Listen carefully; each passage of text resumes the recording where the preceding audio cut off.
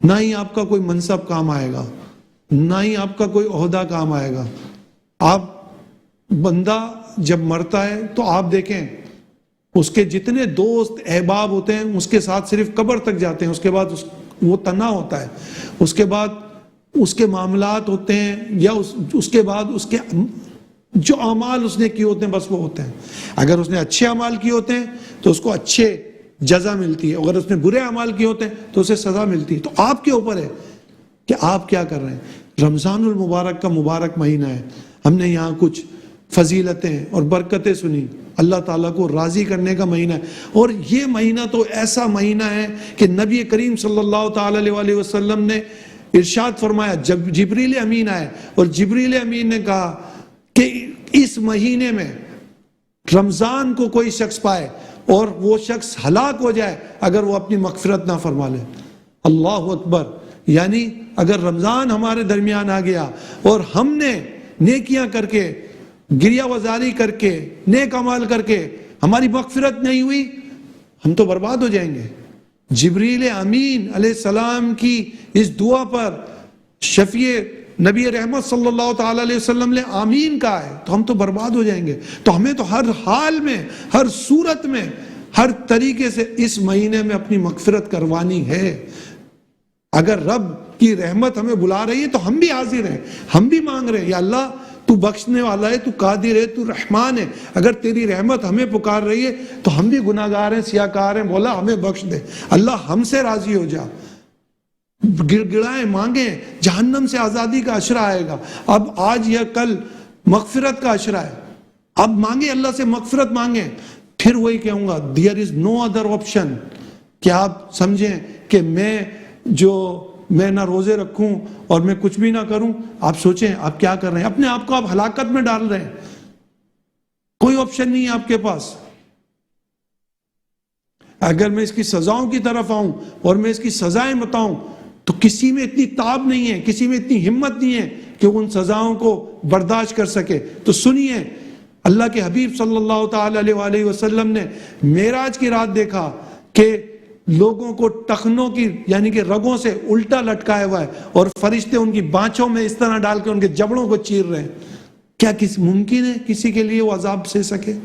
اسی طرح اللہ کے حبیب صلی اللہ تعالی علیہ وسلم نے دیکھا کہ لوگ چوپایوں کی طرح جنگلی گھاس جس میں آگ ہے، توہڑ جو جہنمیوں کا کھانا ہے، اور وہ کھا رہے ہیں اور ان کے آگے پیچھے چیتڑے لٹکے ہوئے ہیں. یہ کون لوگ ہیں؟ یہ وہ لوگ ہیں جو رمضان میں روزے نہیں رکھتے تھے. یہ وہ لوگ ہیں جو جان بوجھ کر بلا شرعی عذر رمضان کے روزے قضا کر دیے تھے. اللہ سے ڈریے، اللہ سے پناہ مانگیے، اللہ کا خوف دل میں رکھیے. نہیں برداشت کر سکیں گے، کوئی نہیں برداشت کر سکے گا اللہ کا عذاب. اللہ کی رحمت برس رہی ہے. اگر اللہ کی رحمت برس رہی ہے تو ہم بھی کہیں اللہم انک عفو کریم تحب العفو فاعف عنی. یا اللہ ہم تیری رحمت کے امیدوار ہیں. مالک ہم نے گناہ کیے ہیں، جب تیری رحمت برس رہی ہے تو ہم گناہگاروں پہ بھی برسا دے. اللہ ہمیں بھی معاف کر دے. رحمت کا عشرہ ہے، مولا ہم پہ رحمت برسا دے. برستا نہیں دیکھ کر ابر رحمت، بدوں پہ بھی برسا دے برسانے والے. مغفرت کا عشرہ ہے، مغفرت طلب کیجئے. اللہم اغفر وارحم وانت خیر الراحمین. جہنم سے آزادی کا عشرہ ہے تو دعا کیجئے اللہم آتک رکابنا من النار. اللہ ہماری گردنوں کو جہنم سے آزاد فرما. دعا کیجئے، اللہ سے ڈریے، اپنے لیے دعا مانگیے اور پوری امت کے لیے دعا مانگیے. یہ ہم جو دنیا میں آئے ہیں، بزرگان دین کے اقوال پڑھیے. لوگ ڈرتے تھے.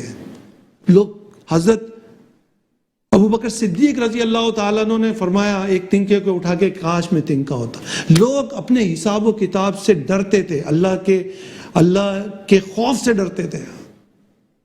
ہم بے خوف ہو گئے، ہمارے دل میں خوف ہی نہیں ہے اللہ کا، ہم ڈرتے ہی نہیں ہیں. ہم جو مرضی آئے کر لیں، ہم ڈرتے ہی نہیں ہیں. یاد رکھیے، کر لے جو کرنا ہے، آخر موت ہے. کر لے جو کرنا ہے، آخر موت ہے. آج آپ جو کر رہے ہیں لیکن آخر آپ کو موت ہے. آپ کتنا بھی کر لیں گے، مرنا ہے آپ نے ایک دن. آپ کو یاد رکھنا چاہیے، اللہ کے حضور حاضر ہونا ہے. کیا کریں گے؟ کیا کوئی حضور پیش کر سکے گا اللہ کے حضور؟ کیا کوئی بتا سکے گا؟ اللہ تعالیٰ ہمیں اپنا خوف نصیب فرمائے، اپنا ڈر نصیب فرمائے، اور رمضان کا احترام کرنا نصیب فرمائے۔ رمضان کی ہر گھڑی کو ہمیں عبادت میں گزارنے کی توفیق عطا فرمائے، احترام کے ساتھ عبادت میں گزارنے کی توفیق عطا فرمائے، آمین بجاہ النبی الامین صلی اللہ تعالی علیہ وسلم۔ ہم اپنے پروگرام میں اپنے پروگرام میں نبی کریم صلی اللہ تعالی علیہ وسلم کی ایک ادا، ایک سنت، ایک انداز بتاتے ہیں، انشاءاللہ آج بھی اس انداز کو شامل کریں گے۔ پیارے آقا صلی اللہ تعالی علیہ وسلم کا ہر انداز امت کے لیے رہنمائی ہے، اور اس میں ثواب بھی ہے اور رہنمائی بھی ہے۔ جب نبی پاک صلی اللہ تعالی علیہ وسلم کے پاس کوئی مہمان تشریف لاتا تو آپ، یا کوئی صحابی تشریف لاتے تو آپ ان کے بیٹھنے کے لیے جگہ کشادہ کر دیتے۔ کوئی مہمان تشریف لاتا تو آپ اسے دروازے تک چھوڑ کے آتے۔ یہ سنت ہے، آپ کے گھر میں بھی اگر کوئی مہمان تشریف لے کر آئے تو اسے دروازے تک چھوڑ کے آئیں۔ نبی کریم صلی اللہ تعالی علیہ وسلم کی سنت بھی ادا ہو جائے گی اور آپ کا اکرام بھی اس کے دل میں جگہ لے گا۔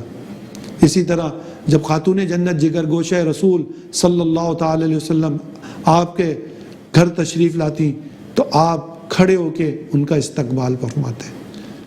آپ بھی بیٹیوں والے ہیں، آپ بھی اپنی بیٹیوں کو عزت دیجئے، ان کا جب وہ آئیں ان کے لیے کھڑے ہو جائیے، ان کے لیے چادر بچھائیے۔ یہ سب تعلیمات مدینے کے سلطان صلی اللہ تعالی علیہ وسلم کی ہیں۔ ہم اپنے پروگرام کے اندر ایک وظیفہ بھی بتاتے ہیں، اور آج کا وظیفہ بھی انشاءاللہ ہم آپ کو بتائیں گے۔ آج کا وظیفہ یہ ہے، چھوٹے بچے ہوتے ہیں اور اکثر ان کو نظر لگ جاتی ہے، یا ماں باپ یہ کہتے ہیں کہ بچے کو نظر لگ گئی، تو بچے کو جب نظر لگ جائے تو انا اعطیناک الکوثر یعنی سورہ کوثر پڑھ کے اس کے سیدھے گال پہ یعنی یہاں پہ انگلی رکھیں اور انا اعطیناک الکوثر پڑھ کے دم کر دیں، پھر اس کے بائیں گال پہ انگلی رکھیں اور انا اعطیناک الکوثر پڑھ کے دم کر دیں، پھر اس کے پیشانی پہ یہی سورہ کوثر پڑھ کے دم کر دیں۔ اول و آخر 3 مرتبہ درود پاک پڑھنا ہے، اور ہر دفعہ سورہ کوثر جب پڑھنی ہے تو بسم اللہ الرحمن الرحیم بھی پڑھنا ہے۔ انشاءاللہ بچے کی نظر چلی جائے گی۔ اللہ تعالیٰ ہمارے بچوں کو محفوظ رکھے، آمین بجاہ النبی الامین صلی اللہ تعالی علیہ وسلم۔